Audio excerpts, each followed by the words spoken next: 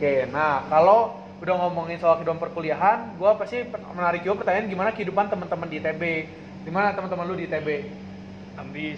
Ambis, ada yang ambis, ada yang santuy. Kayak yang nanyanya nih. Ada yang gak pernah belajar, Ya, tapi nilainya bagus. Oke, itu sama lu gimana?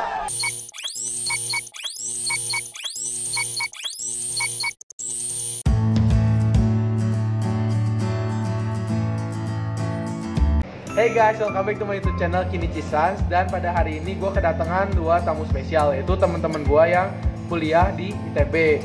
Nah, mereka di sini sekarang kita mau adain sesi sharing gimana sih perkuliahan di ITB. Oke guys, jadi sebelum kita memulai sesi tanya jawab di hari ini, mari kita berkenalan dulu dengan dua teman gue. Kita mulai dari yang baju biru. Siapa namanya? Rici. Fakultas FIPA. Oke, satu lagi teman gue adalah Nama gue Indra, Fakultas FIPA juga. Nah, buat informasi, gue juga di sini di Fakultas FIPA. Jadi kita bertiga itu teman main. Nah, kita mau coba sharing ke kalian tentang ITB. Gimana sih hidupan perkuliahan di ITB? Nah, pasti salah satu pertanyaan yang menarik itu bagaimana cara kita semua bisa masuk ke ITB kan? Lewat jalur apa? Nah, kita mulai ya. Kita dengerin cerita dari Indra dulu. Ya, jadi tuh awalnya dari SMA tuh gue udah pengen masuk ITB, don't stay. Itu tuh karena pokok gue waktu kelas 3 SMA dia dapat undangan stay. Nah, sejak itu gue bertekad pengen masuk ITB. Kan gue belajar terus. Biasanya kan dari kuota undangan tahun lalu dari sekolah gue tuh 20 orang ya.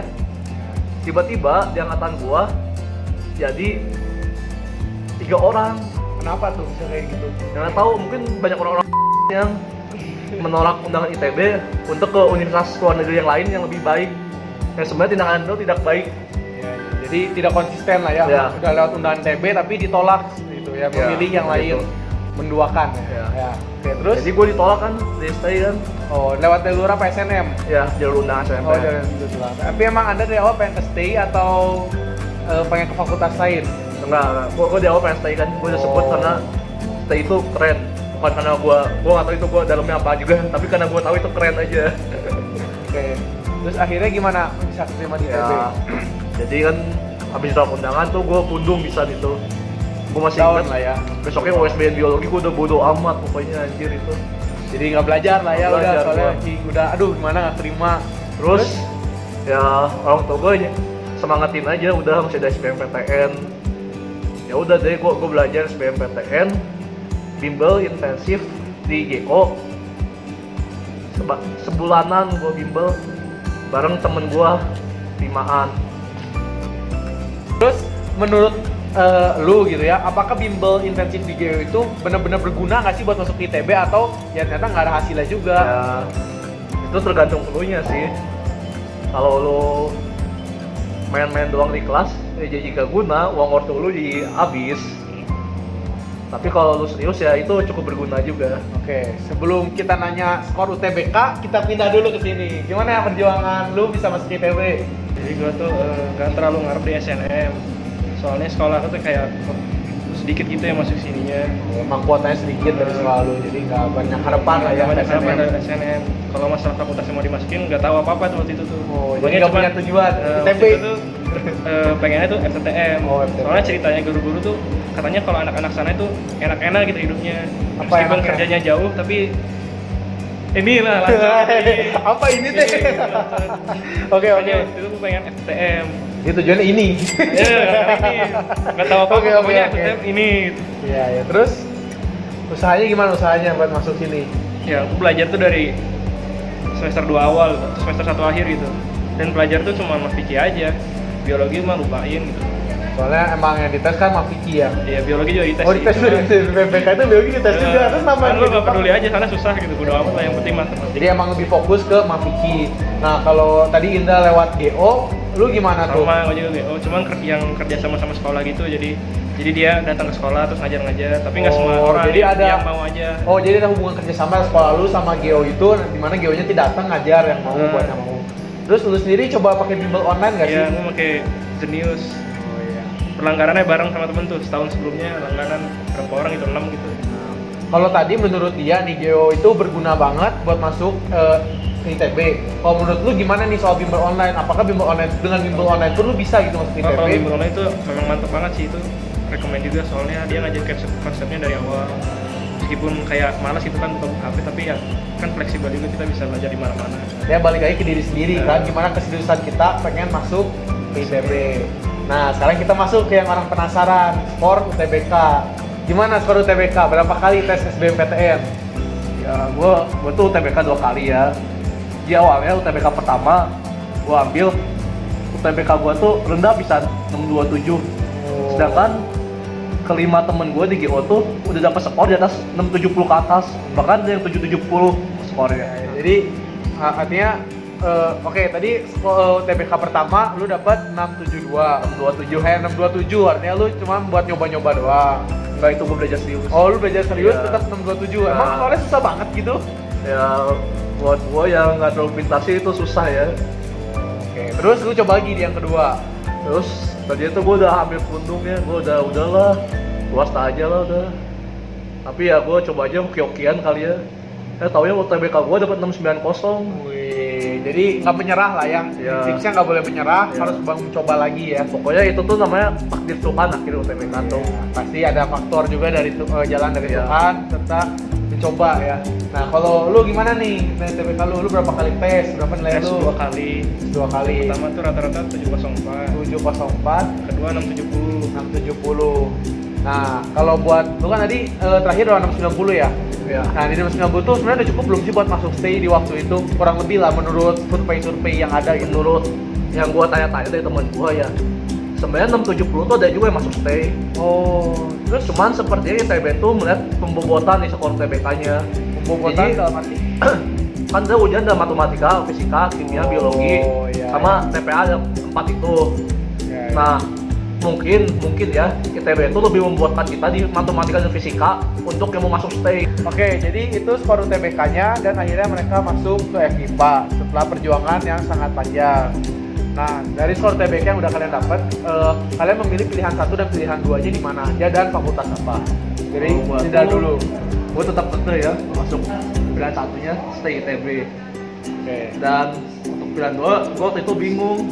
Tadi gue mau pilih ke UGM, tapi ortu gue nyariin untuk di Bandung dulu ya.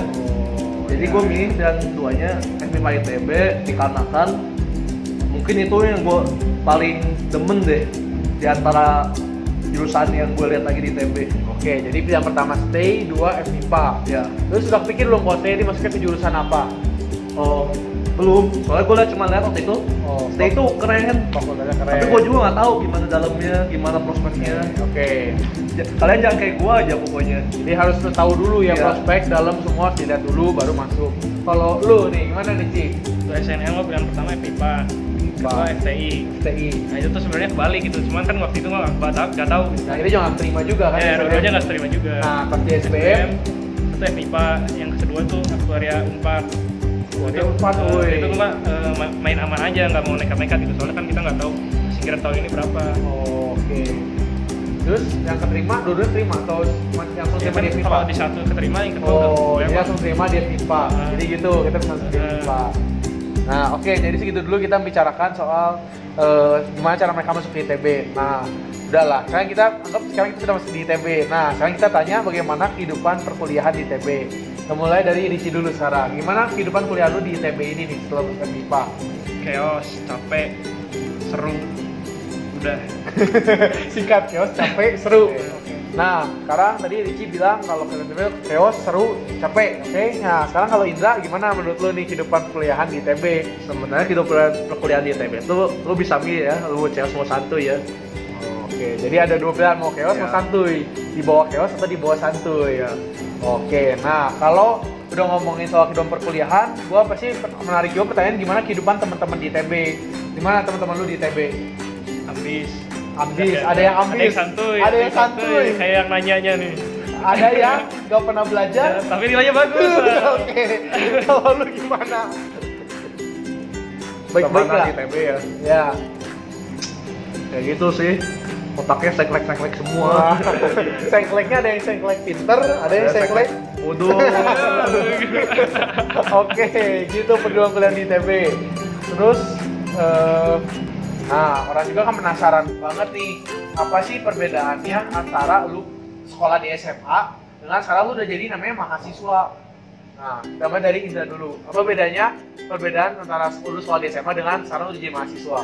Ya SMA tuh sebenarnya bawa santuy aja sih. Gue juga menyesal tuh SMA habis sih. Kenapa alasannya? Ya nggak penting. Sebenarnya asal lu biasa aja sih, jangan males teing, jangan ambis teing di SMA mah. Yang penting have fun lah SMA tuh, masa-masa yang nggak tergantikan. Terus di SMA tuh guru tuh lebih jauh baik dibanding dosen. Mereka tuh melatih nilai kita. Kalau nilai kita jelek, mereka ngejar-ngejar kita buat remet. Dosen mah boro-boro kayak gitu. Dosen kita mau dapat kayak juga ya udah. Oke. Terus kalau dari segi pembelajarannya gimana? Apa bedanya belajar di sekolah sama belajar di perkuliahan?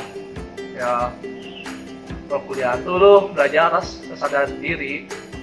Sekolah mungkin kalau sekolah lu masih disuruh-suruh orang tua, guru.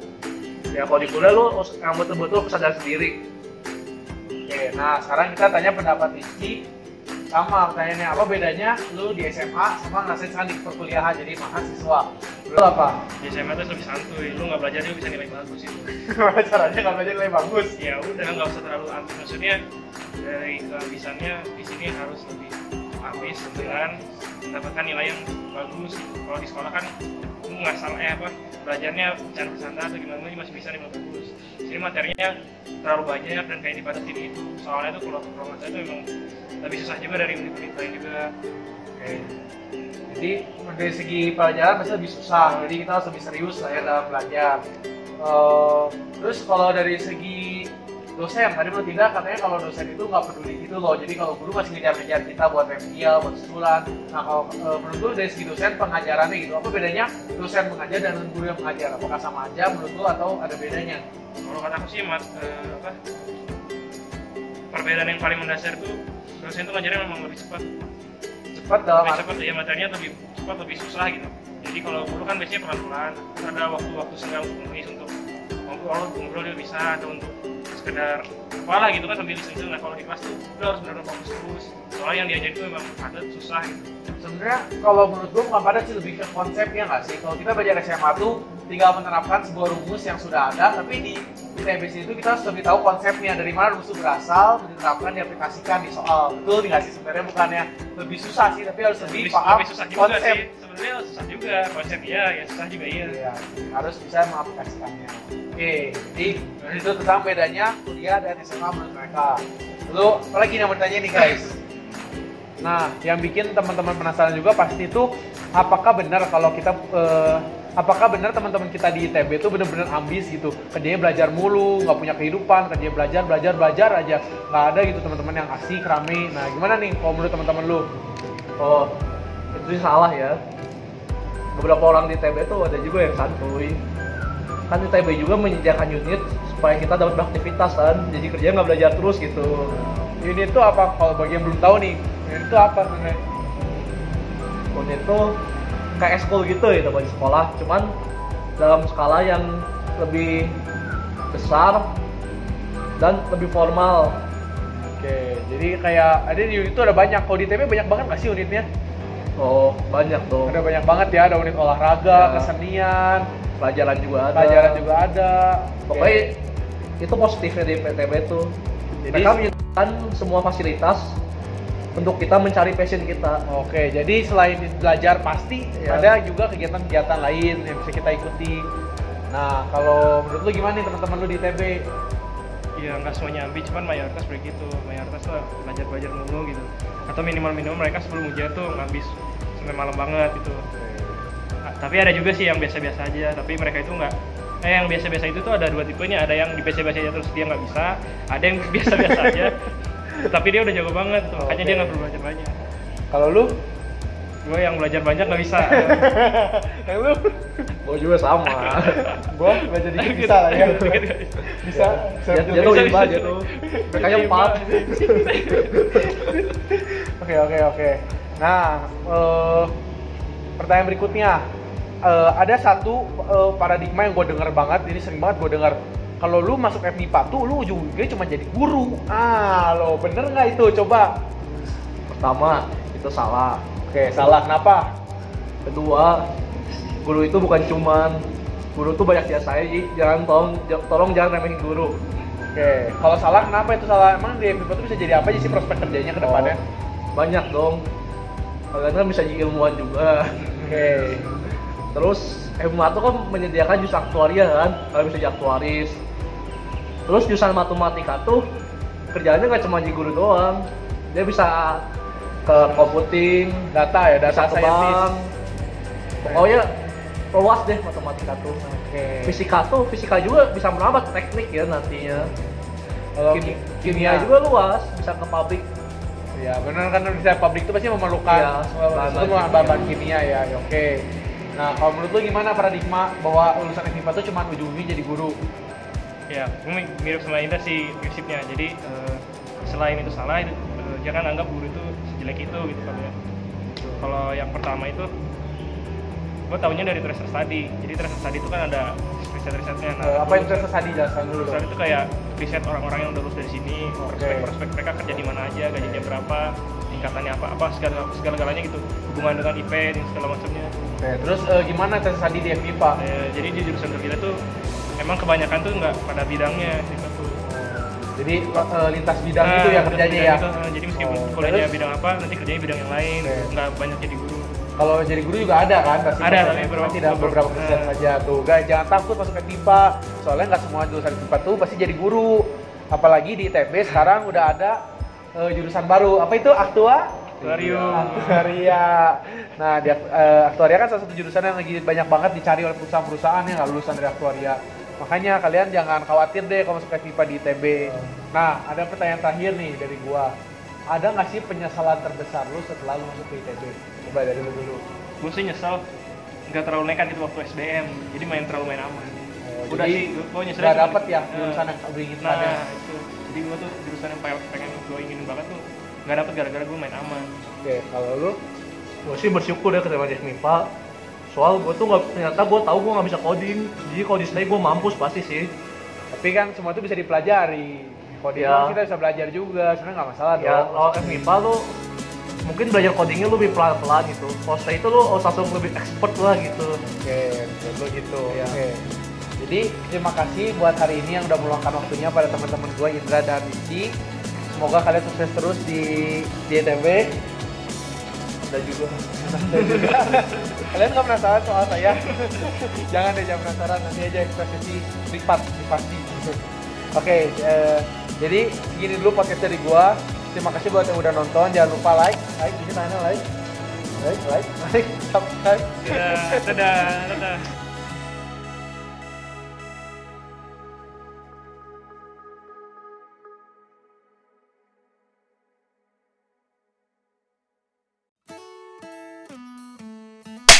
Kenal sama kata sayang, mari kita berkenalan dengan mereka. Nah, dimulai dari ini. Yuk, siapa namanya? Nama aku Ricci. Cari tahu jangan dulu. nama Aing siapa? Semangat ini. Intensif di JO sebulanan gue bimbel bareng temen gue 5-an. Nah, banyak lagi lah. Gue bimbel lebih. Oh, jadi emang kalau TPK itu skornya terpisah ya? Antara matematika, biologi sendiri punya skor dia itu digabung gitu atau gimana? Lu jangan gitu ya. Orang gitu. Jangan tahu jangan gitu. Kan gua nggak tahu.